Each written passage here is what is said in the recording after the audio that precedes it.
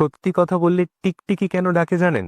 ধরুন আপনি একটা কথা বলছেন, কিন্তু কেউ সেটা বিশ্বাস করছে না। হঠাৎ করে একটা টিকটিকি ডেকে উঠল, ব্যাস, আপনার সত্য প্রমাণিত হয়ে গেল। এই কাকতালীয় ঘটনার পিছনে লুকিয়ে রয়েছে খনা নামের এক সাংঘাতিক নারীর মর্মান্তিক লোককাহিনী। প্রচলিত মত অনুসারে খনার জন্ম হয়েছে এখনকার পশ্চিমবঙ্গের বারাসাতের দেউলি গ্রামে। খনার বাবার নাম অটনাচার্য, আর খনা বেড়ে উঠেছিলেন রাজা ধর্মকেতুর শাসনকালে। অন্যদিকে উজ্জয়িনীর রাজা বিক্রমাদিত্যের সাম্রাজ্যের রাজ জ্যোতিষী ছিলেন বরাহ। তার পুত্র মিহিরের জন্মের পরে ভবিষ্যৎ গণনা করে তিনি দেখেছিলেন যে ছেলের আয়ু মাত্র 1 বছর।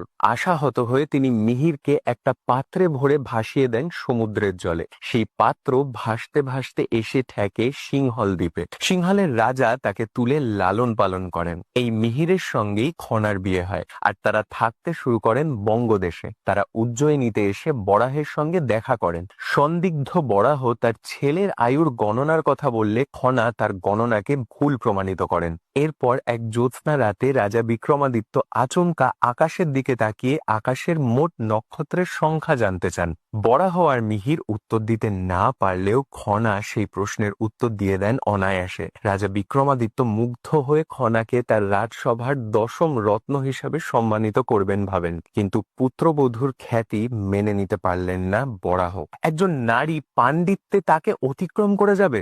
বিক্ষুব্ধ বরাহ খনার জিভ কেটে নেওয়ার আদেশ দিলেন মিহিরকে। বাবার আদেশ শুনে চমকে উঠলেন মিহির, কিন্তু খনা খুবই শান্তভাবে জানালেন, আমাকে মাত্র 7টা দিন সময় দাও। আমি এই দেশের কৃষক আর সাধারণ মানুষের জন্য অনর্গল কিছু বিষয় নিয়ে কথা বলতে চাই। এই 7 দিন আর 7 রাত্রির অনর্গল বচনই আজ খনার বচন নামে পরিচিত।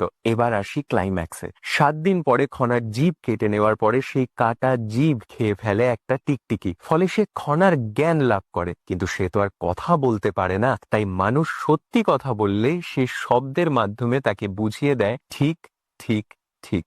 কথিত আছে যে ওই টিকটিকি বংশ বিস্তার করে, আর আজকের সমস্ত টিকটিকি নাকি ওই টিকটিকিরই বংশধর। বৈজ্ঞানিকভাবে না হলেও যদি একটা লোককাহিনীর মাধ্যমে একজন দুর্দান্ত মহিলাকে আমরা মনে রাখতে পারি আর প্রত্যেকদিন সত্যি কথা বলা